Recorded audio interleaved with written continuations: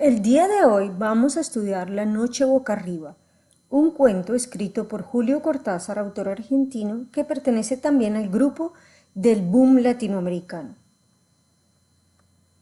Hoy vamos a necesitar el infográfico sobre las características del realismo mágico, las notas guías y el libro Abriendo Puertas. La noche boca arriba. Y salían en ciertas épocas a cazar enemigos. Le llamaban la guerra florida. Y vamos a ver qué es eso. Eso se llama una epígrafe.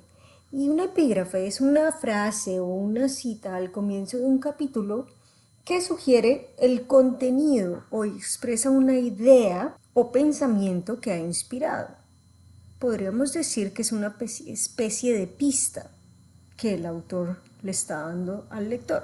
Ahora bien, tenemos que averiguar qué es la Guerra Florida. La Guerra Florida fue un tipo de guerra ritual propia de los aztecas que consistía en el acuerdo entre ciudades de organizar combates en los que se capturaban prisioneros de ambos bandos y estos prisioneros eran sacrificados ritualmente. Se les abría el corazón que era otorgado como tributo a los dioses. Morir de esta forma era un honor. Ahora estamos viendo que tenemos una pista sobre una de las características del realismo mágico. Es el uso de elementos, ya sean mitológicos o elementos como tal de las culturas precolombinas. Antes, colombinas de Colón, antes de Cristóbal Colón. La noche boca arriba. A mitad del largo zaguán del hotel pensó que debía ser tarde y se apuró a salir a la calle y sacar la motocicleta del rincón donde el portero de al lado le permitía guardarla. En la joyería de la esquina vio que eran las 9:10. Llegaría con tiempo sobrado a donde iba. El sol se filtraba entre los altos edificios del centro y él, porque para sí mismo, para ir pensando, no tenía nombre, montó en la máquina saboreando el paseo. La moto ronroneaba entre sus piernas y un viento fresco le chicoteaba los pantalones. Dejó pasar los ministerios, el rosa, el blanco y la serie de comercios con brillantes vitrinas de la calle central. Ahora entraba en la parte más agradable del trayecto, el verdadero paseo, una calle larga bordeada de árboles con poco tráfico y amplias villas que dejaban venir los jardines hasta las aceras, apenas demarcadas por setos bajos. Quizá algo distraído, pero corriendo por la derecha como correspondía, se dejó llevar por la tersura, por la leve crispación de ese día apenas empezado. Tal vez su involuntario relajamiento le impidió prevenir el accidente. Cuando vio que la mujer parada en la esquina se lanzaba a la calzada a pasar de las luces verdes, ya era tarde para soluciones fáciles. Frenó con el pie y con la mano, desviándose a la izquierda, y oyó el grito de la mujer y junto con el choque perdió la visión. Fue como dormirse de golpe. Volvió bruscamente del desmayo. 4 o 5 hombres jóvenes lo estaban sacando de debajo de la moto. Sentía gusto a sal y sangre. Le dolía una rodilla y cuando lo alzaron gritó, porque no podía soportar la presión en el brazo derecho. Voces que no parecían pertenecer a las caras suspendidas sobre él lo alentaban con bromas y seguridades. Su único alivio fue oír la confirmación de que había estado en su derecho al cruzar la esquina. Preguntó por la mujer tratando de dominar la náusea que le ganaba la garganta. Mientras lo llevaban boca arriba hasta una farmacia próxima, supo que la causante del accidente no tenía más que rasguños en las piernas. Usted lo agarró apenas, pero el golpe le hizo saltar la máquina de costado.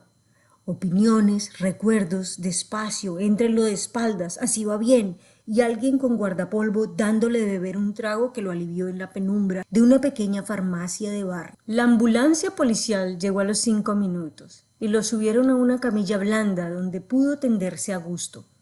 Con toda lucidez, pero sabiendo que estaba bajo los efectos de un shock terrible, dio sus señas al policía que lo acompañaba. El brazo casi no le dolía. De una cortadura en la ceja goteaba sangre por toda la cara. 1 o 2 veces se lamió los labios para beberla. Se sentía bien. Era un accidente, mala suerte. Unas semanas quieto y nada más. El vigilante le dijo que la motocicleta no parecía muy estropeada. Natural, dijo él. como que me la ligué encima. Los dos rieron y el vigelante le dio la mano al llegar al hospital y le deseó buena suerte. Ya la náusea volvía poco a poco, mientras lo llevaban en una camilla de ruedas hasta un pabellón de fondo. Pasando bajo árboles llenos de pájaros, cerró los ojos y deseó estar dormido y cloroformado. Pero lo tuvieron largo rato en una pieza con olor a hospital, llenando una ficha, quitándole la ropa y vistiéndolo con una camisa grisácea y dura.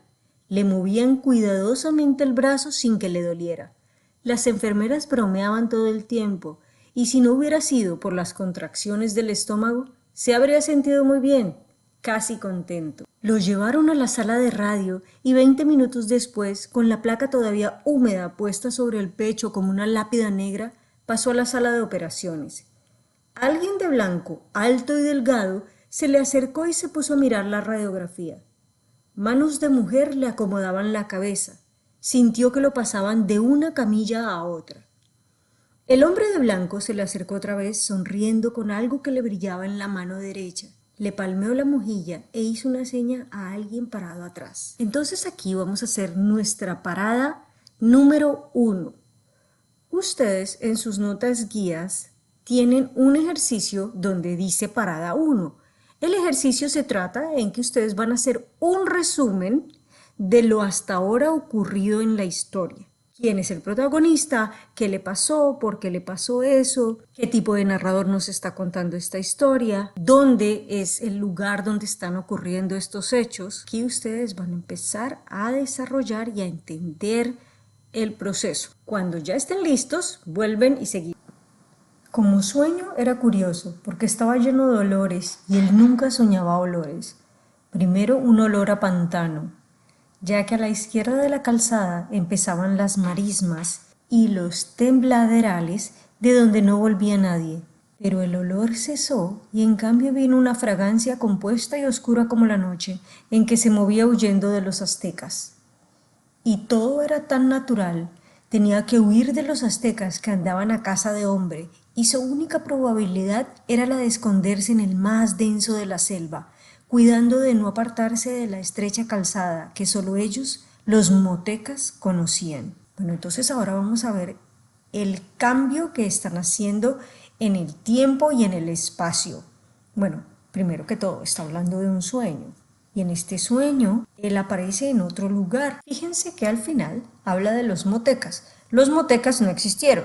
Los motecos son un revuelto entre moto y aztecas. Es así como pues va metiendo el autor esta parte onírica. Onírico pertenece a los sueños en el relato. Lo que más lo torturaba era el olor, como si aún en la absoluta aceptación del sueño algo se rebelara contra eso que no era habitual, que hasta entonces no había participado del juego. Huele a guerra, pensó, tocando instintivamente el puñal de piedra atravesando en su ceñidor de lana tejida. Un sonido inesperado lo hizo agacharse y quedar inmóvil, temblando. Tener miedo no era extraño, en sus sueños abundaba el miedo. Esperó tapado por las ramas de un arbusto y la noche sin estrellas. Muy lejos, probablemente del otro lado del gran lago, debían estar ardiendo fuegos de vivac. Un resplandor rojizo tenía esa parte del cielo. El sonido no se repitió. Había sido como una rama quebrada, tal vez un animal que escapaba como él del olor a guerra. Se enderezó despacio, venteando.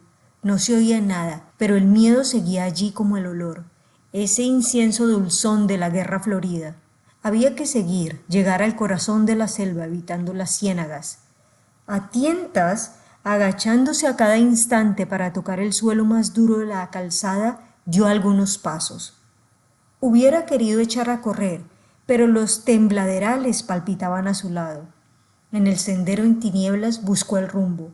Entonces sintió una bocanada del olor que más temía y saltó desesperado hacia adelante. Bueno, aquí vamos a hacer nuestra segunda parada. En esta parada ustedes van, primero que todo, a relacionar este sueño con la epígrafe del principio. Y segundo, ustedes también van a relacionar las características que les puse ahí del realismo mágico con lo que estaba pasando, lo que acaban de narrar. Cuando estén listos, vuelven y seguimos. Se va a caer de la cama, dijo el enfermo de la cama de al lado. No brinque tanto, amigazo. Abrió los ojos y era de tarde, con el sol ya bajo en los ventanales de la larga sala. Mientras trataba de sonreír a su vecino, se despegó casi físicamente de la última visión de la pesadilla. El brazo, enyesado, colgaba de un aparato con pesas y poleas. Sintió sed, como si hubiera estado corriendo kilómetros, pero no querían darle mucha agua, apenas para mojarle los labios y hacer un buche. La fiebre lo iba ganando despacio y hubiera podido dormirse otra vez, pero saboreaba el placer de quedarse despierto, entornado los ojos, escuchando el diálogo de los otros enfermos, respondiendo de cuando en cuando a alguna pregunta. Vino una taza de maravilloso caldo de oro oliendo a puerro, a apio, a perejil. Un trocito de pan, más precioso que todo un banquete, se fue desmigajando poco a poco. El brazo no le dolía nada, y solamente en la ceja, donde lo habrían suturado, chirriaba a veces una punzada caliente y rápida. Cuando los ventanales de enfrente viraron a manchas de azul oscuro, pensó que no iba a ser difícil dormirse. Un poco incómodo, de espaldas, pero al pasarse la lengua por los labios resecos y calientes, sintió el sabor del caldo y suspiró de felicidad abandonándose. Primero fue una confusión, un atraer hacia sí todas las sensaciones por un instante embotadas o confundidas. Comprendía que estaba corriendo en plena oscuridad, aunque arriba el cielo cruzado de capas de árboles era menos negro que el resto. La calzada, pensó, me salí de la calzada. Sus pies se hundían en un colchón de hojas y barro, y ya no podía dar un paso sin que las ramas de los arbustos le azotaran el torso y las piernas. Jadeante, sabiéndose acorralado a pesar de la oscuridad y el silencio, se agachó para escuchar. Tal vez la calzada estaba cerca. Con la primera luz del día iba a verla otra vez. Nada podía ayudarla ahora a encontrarlo. La mano que sin saberlo él aferraba al mango de puñal subió como un escorpión de los pantanos hasta su cuello, donde colgaba el amuleto protector. Movió apenas los labios, musitó la plegaria del maíz que trae las lunas felices y la súplica a la muy alta, a la dispensadora de los bienes motecas. Pero sentía al mismo tiempo que los tobillos se le estaban hundiendo despacio en el barro, y la espera en la oscuridad del chaparral desconocido se le hacía insoportable. La guerra florida había empezado con la luna y llevaba ya 3 días y 3 noches. Si conseguía refugiarse en lo profundo de la selva, abandonado la calzada, más allá de la región de las ciénagas, quizá los guerreros no le siguieran el rastro. Pensó en la cantidad de prisioneros que ya habrían hecho, pero la cantidad no contaba, sino el tiempo sagrado. La caza continuaría hasta que los sacerdotes dieran la señal del regreso. Todo tenía su número y su fin, y él estaba dentro del tiempo sagrado, del otro lado de los cazadores. Oyó los gritos y se enderezó de un salto, puñal en mano. Como si el cielo se incendiara en el horizonte, vio antorchas moviéndose entre las ramas muy cerca. El olor a guerra era insoportable, y cuando el primer enemigo le saltó al cuello, casi sintió placer en hundirle la hoja de piedra en pleno pecho. Ya lo rodeaban las luces y los gritos alegres. Alcanzó a cortar el aire 1 o 2 veces y entonces una soga le atapó desde atrás. «Es la fiebre», dijo el de la cama de al lado. «A mí me pasa igual cuando me operé del duodeno. Tome agua y va a ver que duerme bien». Al lado de la noche de donde volvía, la penumbra tibia de la sala le pareció deliciosa. Una lámpara violeta velaba en el alto de la pared del fondo como un ojo protector. Se oyó toser, respirar fuerte, a veces un diálogo en voz baja. Todo era grato y seguro, sin acoso, Pero no quería seguir pensando en la pesadilla. Había tantas cosas en que entretenerse. Se puso a mirar el yeso del brazo, las poleas que tan cómodamente se lo sostenían en el aire. Le habían puesto una botella de agua mineral en la mesa de noche. Bebió del gollete golosamente. Distinguía ahora las formas de la sala, las 30 camas, los armarios con vitrinas. Ya no debía tener tanta fiebre, sentía la cara fresca. La ceja le dolía apenas, como un recuerdo. Se vio otra vez saliendo del hotel, sacando la moto. ¿Quién hubiera pensado que las cosas iban a terminar así? Trataba de fijar el momento del accidente y le dio rabia advertir que había ahí como un hueco, un vacío que no alcanzaba a rellenar. Entre el choque y el momento en que lo habían levantado del suelo, un desmayo o lo que fuera no le dejaba ver nada. Y al mismo tiempo tenía la sensación de que ese hueco, esa nada, había durado una eternidad. No, ni siquiera tiempo, más bien como si en ese hueco él hubiera pasado a través de algo de recorrido de distancias inmensas. El choque, el golpe brutal contra el pavimento. De todas maneras, al salir del pozo negro, había sentido casi un alivio mientras los hombres lo alzaban del suelo. Con el dolor del brazo roto, la sangre de la ceja partida, la contusión de la rodilla, con todo eso, un alivio al volver al día y sentirse sostenido y auxiliado. Y era raro. Le preguntaría alguna vez al médico de la oficina. Ahora volví a ganarle el sueño, a tirarlo despacio hacia abajo. La almohada era tan blanda y en su garganta afiebrada la frescura del agua mineral. Quizá pudiera descansar de veras, sin las malditas pesadillas. La luz violeta de la lámpara en lo alto se iba apagando poco a poco. Bueno, entonces llegamos a nuestra tercera parada. En esta tercera parada ya tenemos mucha información que el autor nos está dando sobre las dos realidades que está viviendo el sujeto. Ustedes van a comparar y a contrastar y a buscar esas pistas que el autor está dando poco a poco, cómo esas realidades se unen. Por ejemplo, con la palabra calzada. Una calzada es como un caminito, pero también puede ser como un andén. Hay unas palabras que el autor está utilizando para unir las dos realidades. Y hay otras cosas que son independientemente de cada realidad. Ustedes van a comparar y a contrastar todas esas cosas en su organizador gráfico de la parada número 3. Como dormía de espaldas, no lo sorprendió la posición en que volvía a reconocerse, pero en cambio el olor a humedad, a piedra resumante de filtraciones, le cerró la garganta y lo obligó a comprender. Inútil abrir los ojos y mirar en todas las direcciones. Lo envolvía una oscuridad absoluta. Quiso enderezarse y sintió las sogas en las muñecas y los tobillos. Estaba estaqueado en el piso, en un suelo de lajas helados y húmedo. El frío le ganaba la espalda desnuda, las piernas. Con el mentón buscó torpemente el contacto con su amuleto y supo que se lo habían arrancado. Ahora estaba perdido. Ninguna plegaria podía salvarlo del final. Lejanamente, como filtrándose entre las piedras del calabozo, oyó los atabales de la fiesta. Lo habían traído al teocalli, estaba en las mazmorras del templo a la espera de su turno. Oyó gritar un grito ronco que rebotaba en las paredes, otro grito acabando en un quejido. Era él que gritaba en las tinieblas, gritaba porque estaba vivo. Todo su cuerpo se defendía con el grito de lo que iba a venir, del final inevitable. Pensó en sus compañeros que llenarían otras mazmorras y en los que ascendían ya a los peldaños del sacrificio. Gritó de nuevo sofocadamente. Casi no podía abrir la boca. Tenía las mandíbulas agorratadas y a la vez como si fueran de goma y se abrían lentamente con un esfuerzo interminable. El chirriar de los cerrojos lo sacudió con un látigo. Convulsó, retorciéndose, luchó por zafarse de las cuerdas que se le hundían en la carne. Su brazo derecho, el más fuerte, tiraba hasta que el dolor se hizo intolerable y hubo que ceder. Vio abrirse la doble puerta y el olor de las antorchas le llegó antes que la luz. Apenas ceñidos con el taparrabo de la ceremonia, los acólitos de los sacerdotes se le acercaron mirándolo con desprecio. Las luces se reflejaban en los torsos sudados, en el pelo negro lleno de plumas. Se dieron las sogas y en su lugar lo aferraron manos calientes, duras como el bronce. Se sintió alzado, siempre boca arriba, tironeado por los 4 acólitos que lo llevaban por el pasadizo. Los portadores de antorchas iban adelante alumbrando vagamente el corredor de paredes mojadas y techo tan bajo que los acólitos debían agachar la cabeza.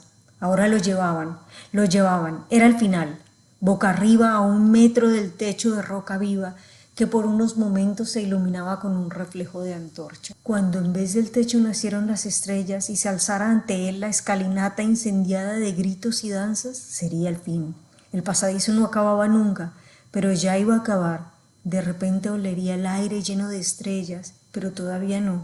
Andaban llevándole sin fin en la penumbra roja, tironeándolo brutalmente, y él no quería, pero ¿cómo impedirlo si le habían arrancado el amuleto que era su verdadero corazón, el centro de la vida? Salió de un brinco a la noche del hospital, al alto cielo raso dulce, a la sombra blanda que lo rodeaba. Pensó que debía haber gritado, pero sus vecinos dormían callados.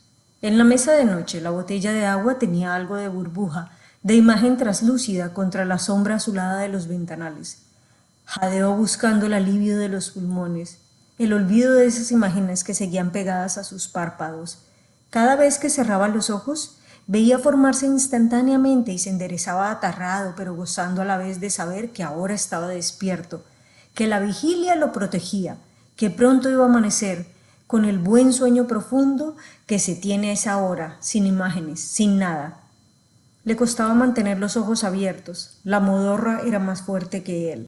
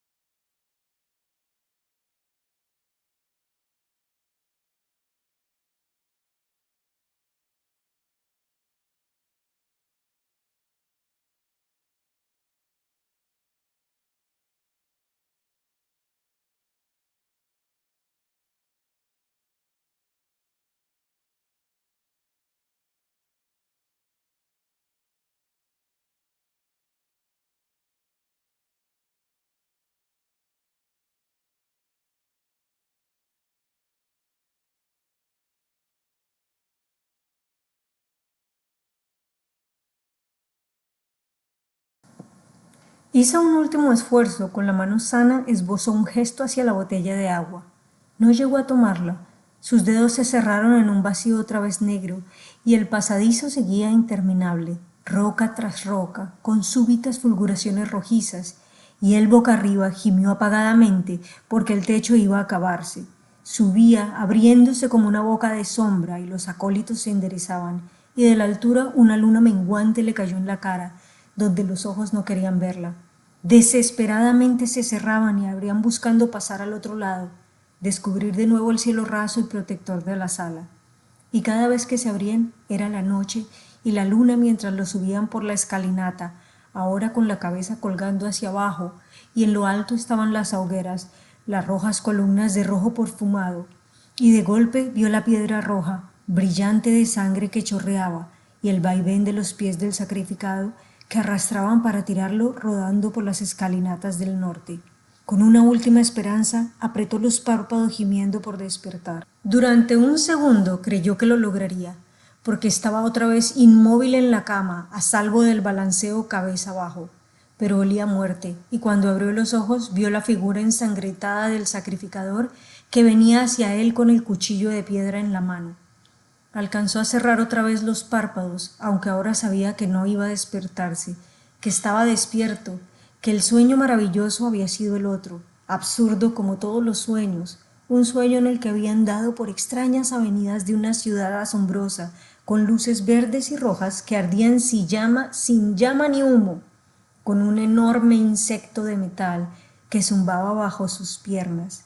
En la mentira infinita de ese sueño también lo habían alzado del suelo, también alguien se le había acercado con un cuchillo en la mano, a él tendido boca arriba, a él boca arriba con los ojos cerrados entre las hogueras. Y colorín colorado, el cuento se ha acabado. Antes de entrar en la última parada del texto, quiero que hablemos un poco sobre las características del realismo mágico. Esta historia es muy importante dentro del realismo mágico. Cuando ustedes piensen en que les pueden preguntar eso en un ensayo, ¿cómo se ve el realismo mágico en la historia de La Noche Boca Arriba?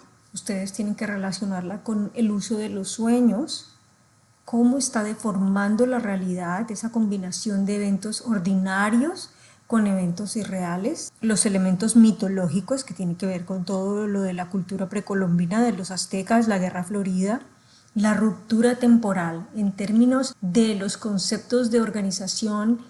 Esta historia tiene que ver con el tiempo y en el espacio, cómo él deforma el tiempo lineal. En cambio acá el tiempo no tiene una forma, el tiempo se mueve entre el sueño, entre la realidad, no hay algo específico que nos permita a los lectores mirar como una línea seguida, sino que el autor nos está traspasando de una situación a la otra sin ningún aviso.